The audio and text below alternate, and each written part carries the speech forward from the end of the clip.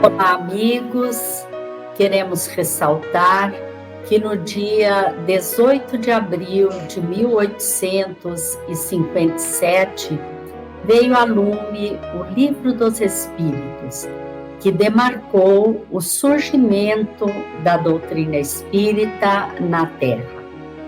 3 meses após o seu lançamento, o jornal Courrier de Paris, de 11 de julho de 1857, fez uma matéria sobre a sua publicação, onde dizia: o Livro dos Espíritos, do senhor Allan Kardec, é uma página nova do grande livro do infinito. E estamos persuadidos de que um marcador assinalará esta página. Em janeiro de 1861, foi lançada a segunda obra da codificação espírita, o Livro dos Médiuns.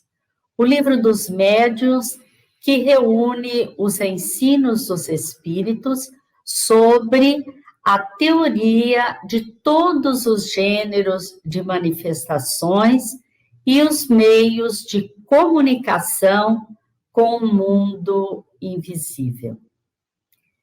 Estamos, portanto, comemorando 160 anos da publicação do Livro dos Médiuns.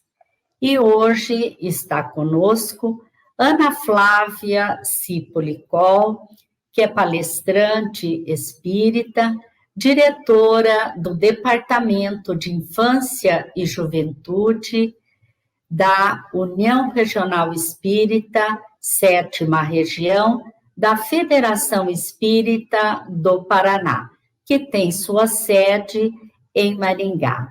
Ela vai nos falar sobre a importância desse livro e depois nós vamos ver a mensagem do Momento Espírita.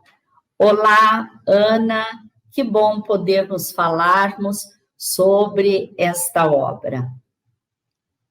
Olá, Dona Ivone, é um prazer estarmos aqui conversando com a senhora. Ana, esse ano, o Livro dos Médiuns completa 160 anos de sua publicação, né? Qual é a importância desse livro? Qual foi a sua importância a partir do seu lançamento?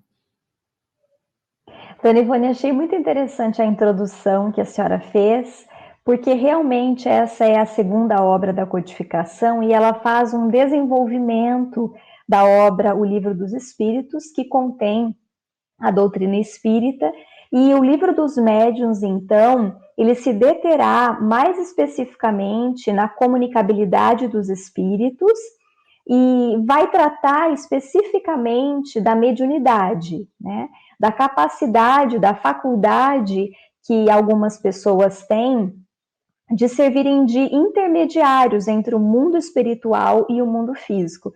E eu acho interessante que a senhora referiu na apresentação da obra ao que ela se destina. Então, nessa obra, o codificador vai falar dos diversos gêneros de manifestações espirituais, ele vai explicar, por exemplo, como aconteceram aqueles fenômenos das mesas girantes e dançantes, fenômenos de ruídos e outros tantos. Ele vai tratar também sobre os meios de comunicação, os tipos de mediunidade que existem, como acontece essa comunicação. Ele vai falar também de como é que um médium deve conduzir-se para o desenvolvimento da sua faculdade de uma forma saudável, evitando, assim, os desafios que podem acontecer, né? Porque a mediunidade ela é uma faculdade como outra qualquer. Então, naturalmente, há um meio de se desenvolver. Assim como eu preciso saber usar os olhos, né, a visão, o falar, etc., eu preciso entender como utilizar a mediunidade. Então, essa obra, o Livro dos Médiuns, o próprio codificador diz ali na folha de rosto, né? Que ela é um guia, né? Ela é efetivamente um guia para os médiums e também para os dialogadores, para os participantes da reunião mediúnica. Então, imaginamos um guia, um mapa, né? Não dá para encontrar o caminho adequado sem o guia. Mas ela também pode ser lida e deve ser lida por todos, independentemente de terem a mediunidade chamada ostensiva, né? Aqueles que efetivamente veem e ouvem os espíritos.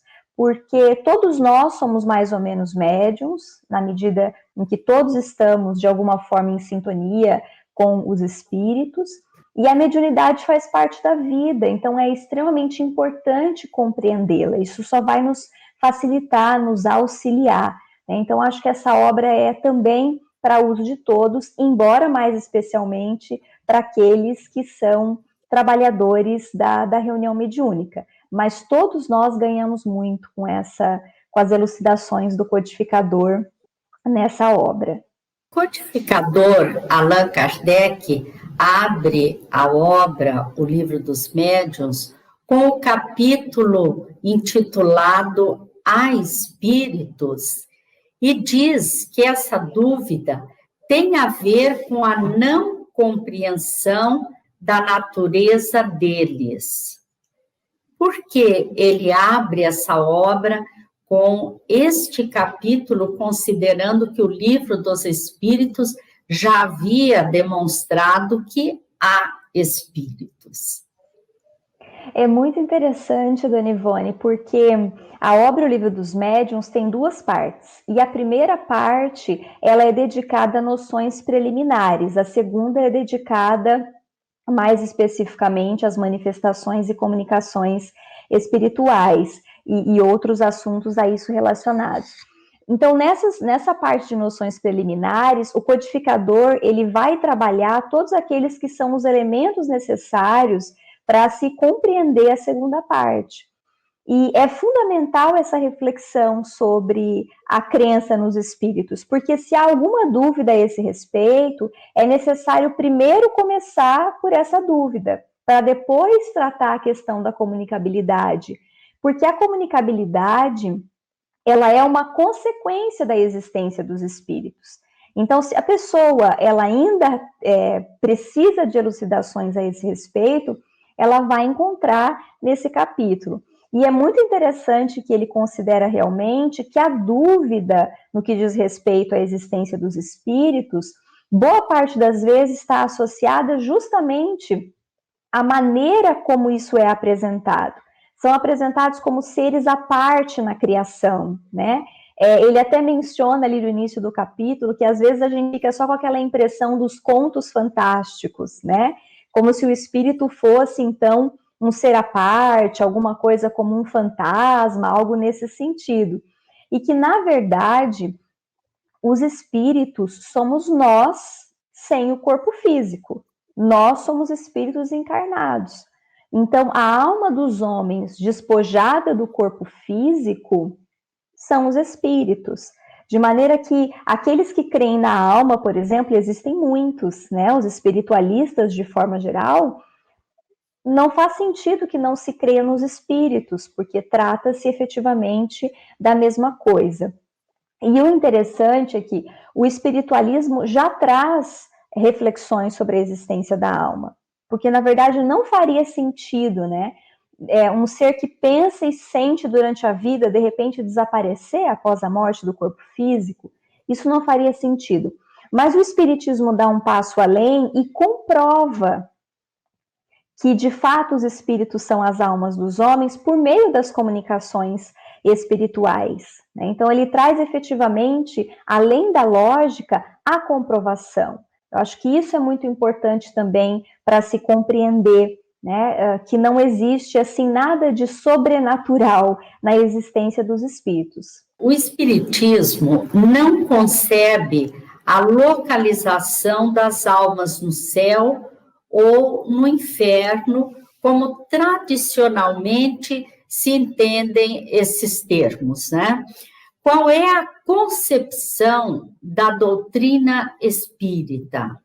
É exatamente a de que os espíritos, eles estão em todos os lugares. Eles compõem um mundo invisível e que muitas vezes convive com o mundo material. O codificador usa uma expressão muito interessante. Ele diz que esse mundo invisível, para a maioria de nós, composto dos espíritos, né, é como que nos acotovela. Então, efetivamente, está em constante inter-relação conosco. Não significa dizer que os espíritos, após a morte do corpo físico, eles não se reúnam por afinidade. E ao se reunirem por afinidade, eles então podem compor esferas espirituais de muita tristeza, que são de fato muito parecidas com as descrições do chamado inferno, né, na cultura religiosa, e que não possam compor também esferas espirituais celestes, divinas, muito mais organizadas, muito mais equitativas do que a sociedade terrestre, né, que é o parâmetro que a gente pode ter nesse momento. Apenas se trata de entender que essas almas, elas não estão fixas nessas esferas. Elas podem se deslocar e elas podem estabelecer sintonia com nós que estamos no corpo físico. E isso é muito interessante, porque significa dizer que nós precisamos naturalmente cuidar com os nossos pensamentos, porque os espíritos imperfeitos, os chamados assim demônios, né, na cultura religiosa, que na verdade são espíritos imperfeitos, eles podem nos influenciar, mas também é importante considerar que aqueles chamados anjos, que são os espíritos que já se desenvolveram, eles podem também vir ter conosco e nos auxiliar, estar em sintonia conosco, desde que a gente permita, né, por meio da prece, por meio da busca por sermos pessoas melhores e mais éticas. Isso é demonstrado pelas comunicações espirituais, mas a própria lógica nos permite refletir sobre isso, né? Porque Deus não seria justo se ele tivesse criado seres devotados ao mal e que nunca mais poderiam sair das regiões infernais, digamos assim. E tivesse criado seres que já tivessem nascido perfeitos e destinados ao bem e à felicidade, né? Então, na realidade, não é assim. Cada alma tira dos seus próprios esforços o progresso. Então, aqueles que nesse momento são imperfeitos podem fazer novas escolhas por meio de novas reencarnações, do arrependimento, né? E também da expiação, também da reparação, e assim fazer um percurso que lhes permita chegar a esferas celestes. E aqueles que já estão em melhores condições também não ficam numa contemplação eterna. Não, eles trabalham, eles são verdadeiros missionários de Deus, inclusive nos auxiliando a fazer o nosso percurso, né? E aí é interessante porque não existem penas e recompensas eternas, mas existem penas e recompensas futuras. E todos nós faremos esse progresso. Há um raciocínio só para a gente finalizar essa reflexão que o codificador coloca no capítulo e que é muito interessante. Mesmo que os espíritos não tivessem tratado das esferas em que vivem, como o fizeram, se a gente pensar bem, a ideia da localização das almas, ela não é uma ideia lógica, porque a gente pensa assim, onde é que fica o inferno? Antes se dizia que o inferno fica embaixo e o céu em cima, mas a Terra é uma esfera que gira. Então, naturalmente, embaixo e em cima ficam bastante relativizados. Aí se dizia que o inferno é no interior da Terra e o céu seria acima da Terra. Mas a geologia esquadrinhou o interior da Terra e não encontrou lá nada que pudesse justificar que o inferno lá ficasse. E da mesma forma, a ciência, a astronomia já comprovou que o universo ele é infinito. Então, o que seria em cima? Quando nós temos inúmeros planetas, inúmeros sistemas, a Terra, e aliás o nosso Sol também, o nosso sistema planetário, não é o maior, não tem nenhum diferencial específico, então também ficaria difícil essa noção de cima e embaixo. Mas dentro desse raciocínio, ele reflete, bem, não é possível que só o planeta Terra seja habitado por seres racionais. Isso seria como ter um grande condomínio com múltiplas casas e colocar toda a população vivendo numa casa só. Então, são zilhões de planetas. Não faz sentido que toda a humanidade esteja só na Terra. Bem, esses planetas, eles também oferecem o seu contingente ao mundo das almas. Então, realmente não faria sentido conceber a localização das almas, mas faz sentido entender que elas ocupam um universo infinito, né, e estão em constante intercâmbio conosco. É bastante comum as pessoas terem dúvidas com relação a se os espíritos podem atuar sobre a matéria, ou seja, dirigir uma mesa, provocar ruídos, afinal, eles são imateriais, não é? Como que o codificador responde a essa dúvida? Ele responde de uma forma assim muito interessante, usando inclusive exemplos que nós temos assim na ciência física, que a gente até estuda na escola, né? Por exemplo, ele diz assim: a luz, ela é imponderável. No entanto, ela tem propriedades químicas incontestáveis. A eletricidade, ela é imponderável, mas quem duvidaria da sua força? Então, em primeiro momento, ele faz essa reflexão, quer dizer, não é efetivamente porque um ser cuja natureza é diferente da matéria ou não é ponderável que ele não poderia atuar. A gente vê esses exemplos. E aí ele nos esclarece que o espírito, ele não é uma abstração, né?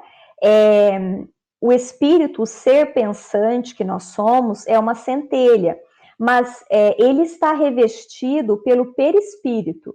É um corpo espiritual que lhe dá forma. Esse perispírito, ele é semimaterial. Ele tem propriedades próximas da matéria, conforme a gente conhece, né? Essa matéria ponderável, tocável, mas ele também tem uma sutileza, né? Então ele é fluídico, usando assim os termos do espiritismo. E esse envoltório espiritual, o perispírito, ele serve então de agente de atuação do espírito, que é realmente um outro princípio, é de uma outra natureza, diferente da natureza material, e o perispírito serve de agente entre o espírito e a matéria. Ele servia quando esse espírito estava no corpo físico, encarnado, vivo do ponto de vista material, e ele continua servindo como intermediário para a possibilidade de atuar sobre a matéria. E daí a gente tem, por exemplo, fenômenos como das mesas girantes, dos ruídos, etc. Não significa dizer que quando a gente ouve, por exemplo, um ruído, qualquer movimentação assim na nossa casa, nós não tenhamos que primeiro procurar se existe ali algum componente material, físico, visível, né, que possa ter provocado, e o codificador fez isso. Antes de confiar que as mesas girantes elas eram movimentadas pelos espíritos, ele buscou avaliar as condições materiais.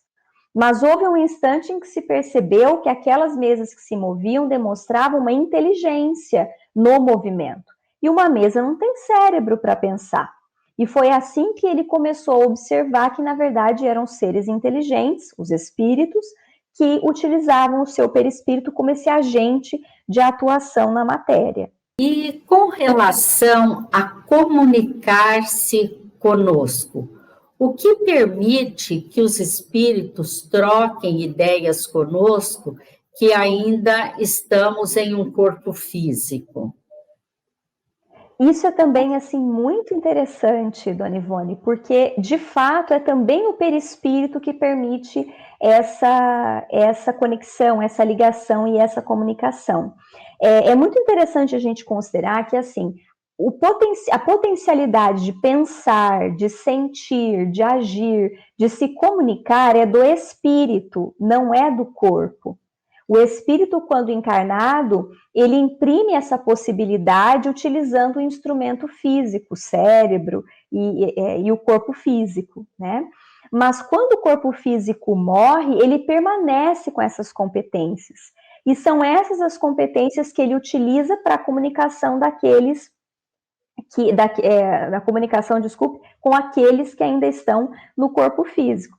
Então é interessante que o codificador vai dizer nesse capítulo a espíritos, né? Ele vai estabelecer um paralelo. Bom, vamos imaginar que o homem seja um espírito aprisionado num corpo físico. De fato, nós somos um espírito ali morando no corpo físico, né? A nossa casa. E aí ele pensa assim, bom, um homem livre não poderia ir visitar um homem dentro da prisão? Naturalmente poderia. Então, por que um espírito livre do corpo, fora dessa casa que é o corpo físico, não poderia visitar alguém que estivesse no corpo? E mais do que isso, quando este espírito, agora no mundo espiritual, estava vivo, ele não atuava sobre o seu corpo físico? Por que ele não poderia atuar sobre o corpo de outra pessoa, desde que essa pessoa lhe concedesse uma licença para isso, né? Então, não existe realmente esta impossibilidade. Muito pelo contrário, nós nos comunicamos pelo pensamento, por meio do nosso perispírito, nós que estamos encarnados com aqueles que estão desencarnados. Isso faz realmente muito sentido, porque nós temos os nossos afetos, por exemplo, né? Nossa família, nossos amigos, pessoas que nos são queridas. Alguns deles moram longe de nós, né? Como, por exemplo, nesse momento de exceção, em que muitas vezes a gente não está podendo se visitar, como nos momentos, assim, normais, convencionais, né? A gente fica com saudade. Na primeira oportunidade que a gente tiver, a gente vai visitar. Então, imaginemos que alguém da nossa família, ou a gente mesmo, parta primeiro ao mundo espiritual. Será que a gente não vai conceber a possibilidade de ir estar ao lado daquela pessoa e de nos comunicar com ela? Então, é natural que essa comunicação aconteça através do pensamento, né? E é muito interessante a gente considerar essa possibilidade da comunicabilidade, naturalmente, porque ela acontece entre todos aqueles espíritos que estão na mesma sintonia. Então, nós temos os nossos desafios. E, naturalmente, um espírito imperfeito pode nos comunicar, nos suscitar um pensamento, por exemplo, que não seja um pensamento muito ético ou que não traga boas consequências para nós. Então, é importante a vigilância do pensamento. Mas também nós podemos nos comunicar com o nosso anjo da guarda, por exemplo. Fazer essa troca, né, constante.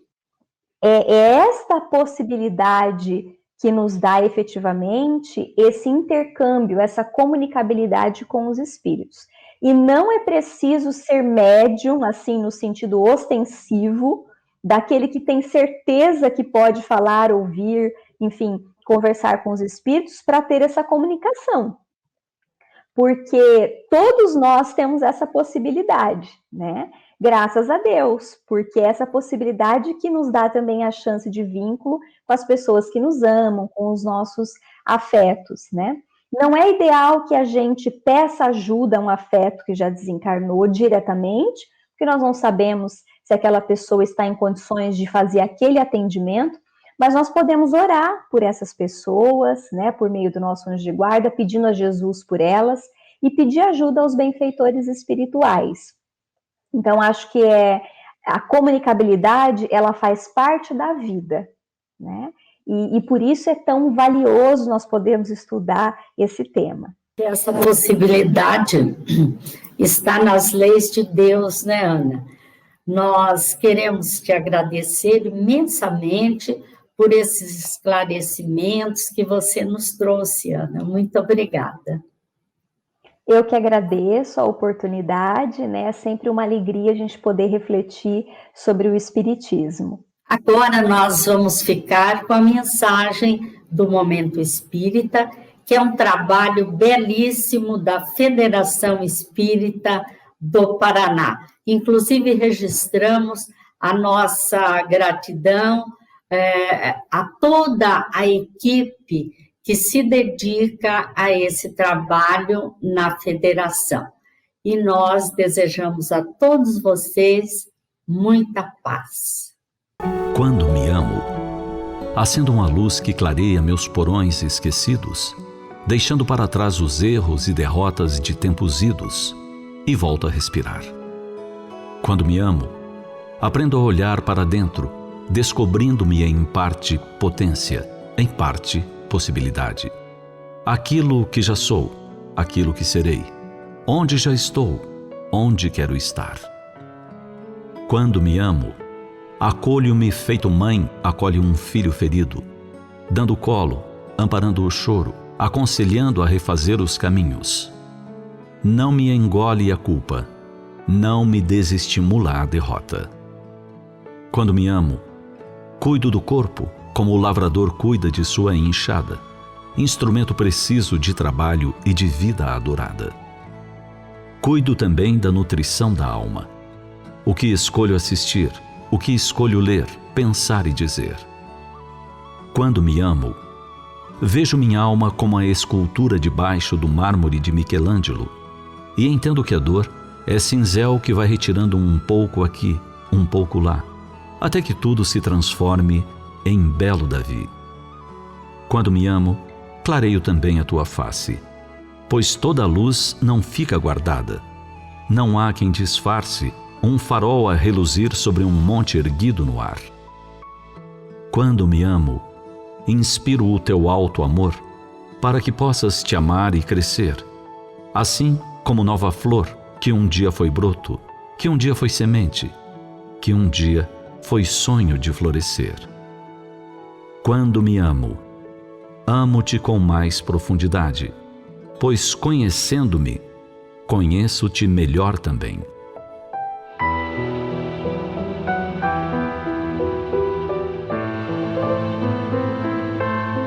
A proposta de Jesus em torno do amor é das mais belas psicoterapias que existe.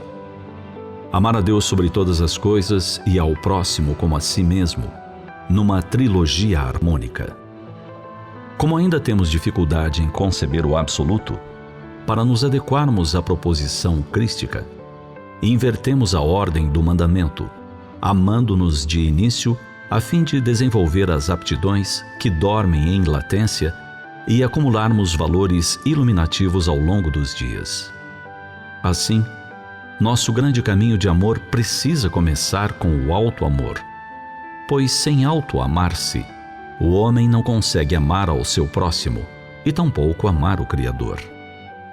Começamos a jornada dentro de nós, pois auto-amor pede autoconhecimento, pede mergulho profundo para dentro de nós.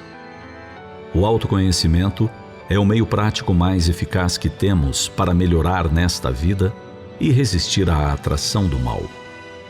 E quem trabalha por sua melhora está se auto-amando.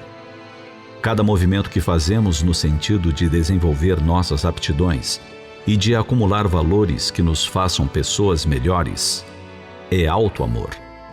Naturalmente, esse amor a nós mesmos nos conduzirá ao nosso próximo. Primeiro, porque o auto-amor só se constrói e se vitaliza no encontro. Segundo, porque quando temos uma cota de amor mais madura, mais consciente, conseguimos amar o outro melhor. Nossas relações se harmonizam, nosso coração fica em paz, nossas angústias desaparecem.